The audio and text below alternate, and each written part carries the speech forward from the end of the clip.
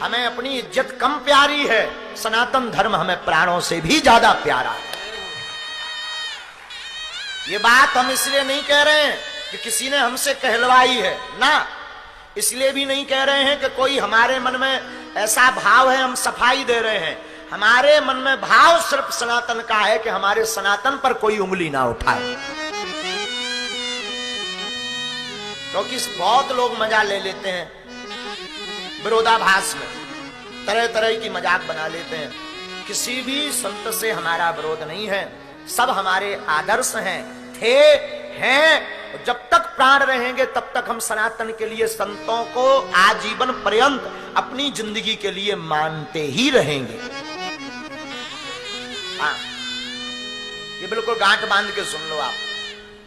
बहुत से लोग एक और न्यूज बनाए कि आपका परिवार में विरोध चल रहा।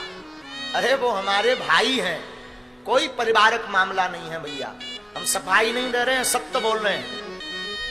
खूब बीच में बात होती है, जो भी विपदा आप उपद्रव होता है तो हमारी वार्ता हो जाती है, हम समय कम दे पाते हैं। अरे हमें क्या रुष्टता होगी, कोई हमारे दादा गुरु का नाम ले, बागेश्वर धाम का नाम ले, इससे बड़ा हमारे लिए गौरव का विषय क्या हो सकता है। हम भी यही चाहते हैं कि कोई दादा गुरु का नाम बढ़ाए, बागेश्वर बालाजी का नाम बढ़ाए, और चाचा भाई हो चाहे चाचा जी हो, किसी से भी हमारा किंचित मात्र भी विरोध नहीं है। ये दिमाग में आप सब कोई भी ना पालें। हमें सब संत हमारे प्राण प्यारे हैं, हमारे आदर्श हैं, हमारे मार्गदर्शक हैं, थे, हैं और रहेंगे। और अंत में एक बात बोलने, ये बात हम सिर्फ इसलिए बोल रहे हैं कि बहुत से लोग दिमाग में खुरापात जो पाले हैं, सनातन के लिए कभी खुरापात मत पालना। हमारा ध्येय और सिद्धांत है, जब तक जिएंगे सनातन के लिए ही जिएंगे। हम चाहें तो किसी की भी बुराई कर सकते हैं, कोई हमें रोक नहीं सकता, लेकिन उससे सनातन का ही बुरा होना है। हाँ जी या ना जी, बोलो किसका बुरा होना है। हम भी किसी के खिलाफ वीडियो डाल सकते हैं, किसी के भी खिलाफ कुछ भी बोल सकते हैं। समुदाय है, लाखों पागल जुड़े बागेश्वर धाम के, तुम लोग तो देखोगे ही देखोगे। यस नो बोलो, क्या हम नहीं बोल सकते। हमारा ध्येय सिर्फ इतना है कि स्वप्न में भी सनातन की हंसी ना हो। हमारा ध्येय सिर्फ इतना है कि सपने में भी संतों की बदनामी ना हो। संतों ने क्या क्या नहीं झेला। महाराष्ट्र में पालघर में संतों की हत्या हुई, कोई नहीं बोला साहब। संतों के सिर पर परमात्मा है। अगर हम भी संतों की बुराई करने लगेंगे, गुरुओं की बुराई करने लगेंगे, तो सनातन धर्म रसातल में चला जाएगा। भारत से स्थिति बदतर हो जाएगी। साधुओं, अब एक दूसरे की कटाक्ष करने की आवश्यकता नहीं है। अगर कोई विरोध कर रहा तो उसे समझाने की आवश्यकता है। अब समय है एकजुट होने का।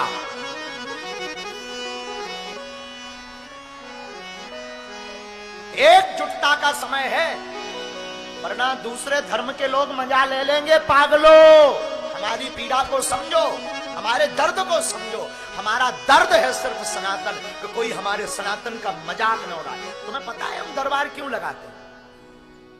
दरबार हम चमत्कार दिखाने नहीं लगाते। दरबार हम आपको भक्त बनाने नहीं लगाते हैं।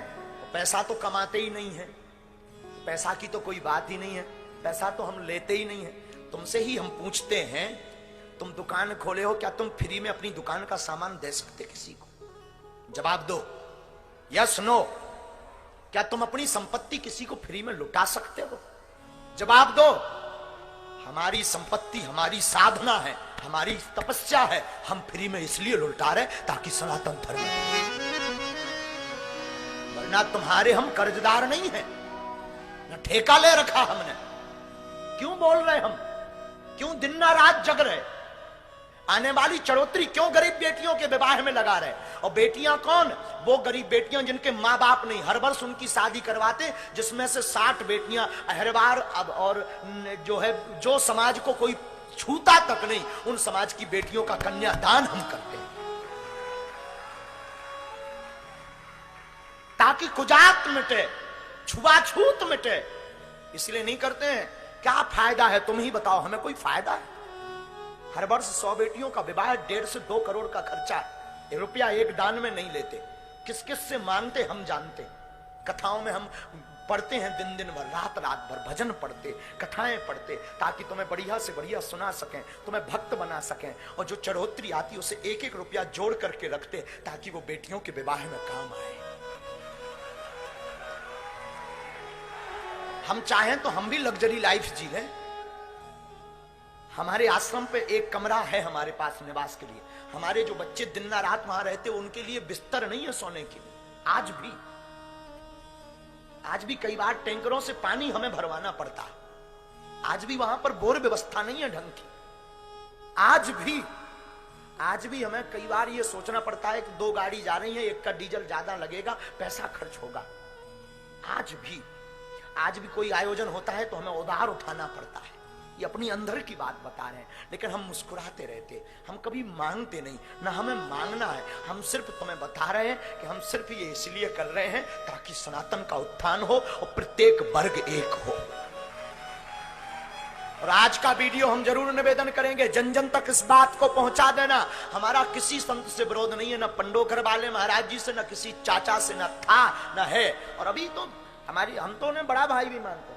पंडोकर वाले महाराज जी से एक बार चर्चा भी हुई, मिलन नहीं हुआ, चर्चा हुई, खूब अच्छे से बात हुई। उन्होंने कुछ बस वो जो उन्होंने बोला, उन्होंने हमें बताया भी, बोले जो लोगों ने हमें बताया, तो मिसअंडरस्टैंडिंग क्या कहते हैं, गलतफहमी।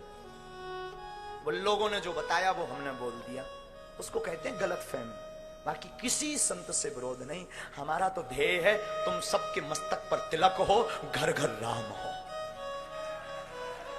हमारा सपना है किसी गरीब बेटी की शादी हो तो उसे किसी की तरफ हाथ ना फैलाना पड़े। हमारा सपना है हर वर्ग हर समाज सनातन धर्म का अनुयायी हो। वरना क्या फायदा, हमें बताओ ना, क्या फायदा है? आप कहो कि तुम बहुत मौज उड़ाते हो, घूमते हो। हमारे घूमने की पूछ लेना क्या स्थिति है। सोते नहीं, 3-3 घंटे सोते हैं। आज तक हमने अपनी आप बीती बताई नहीं। और आज हमें बहुत बुरा लगा जब लोग सनातन धर्म के संतों का मजाक उड़ाते।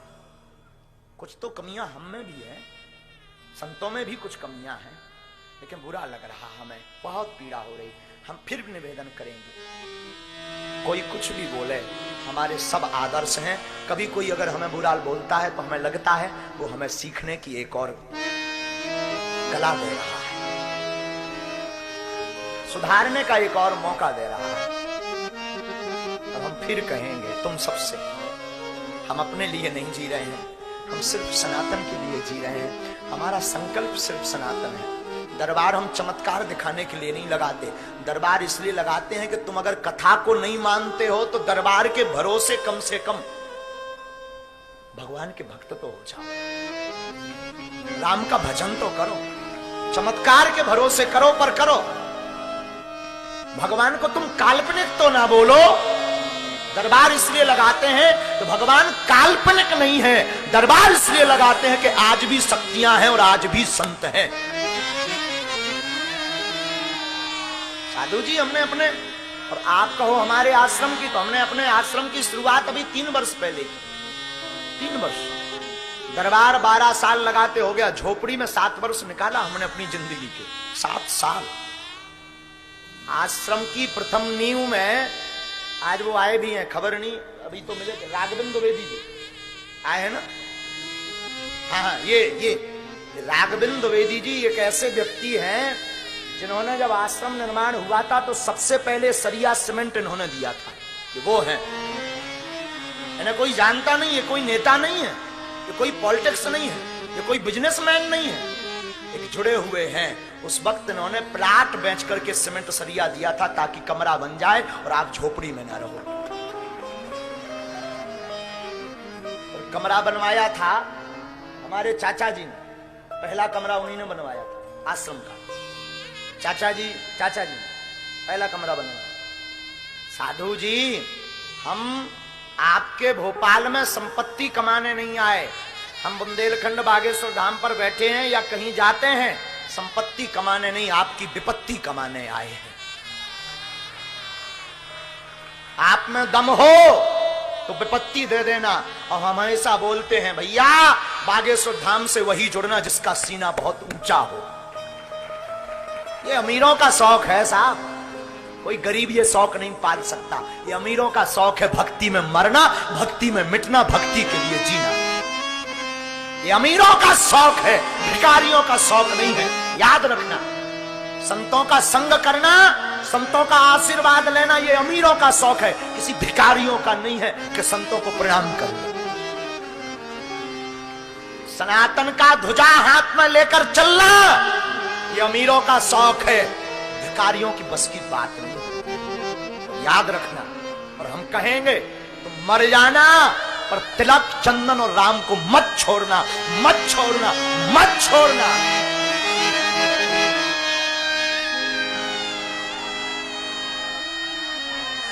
और निवेदन करेंगे तुम सब कुछ कर लेना पर मेरे पागलो राम के ऊपर कोई उंगली उठाए तो उसे मुंह तोड़ जरूर जवाब देना।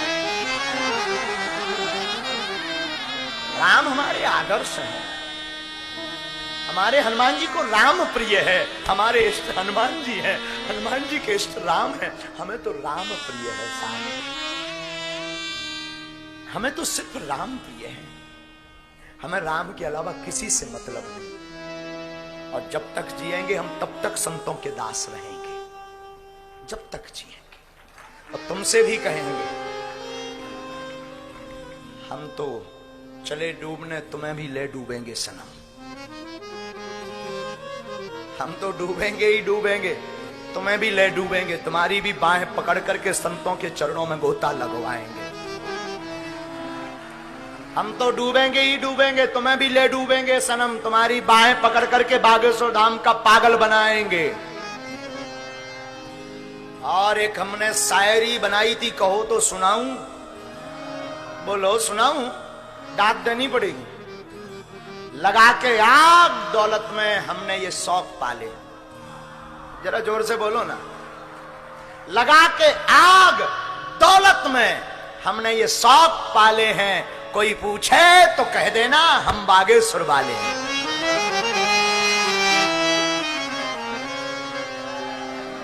कोई पूछे तो कह देना कौन कौन है बागेश्वर वाला।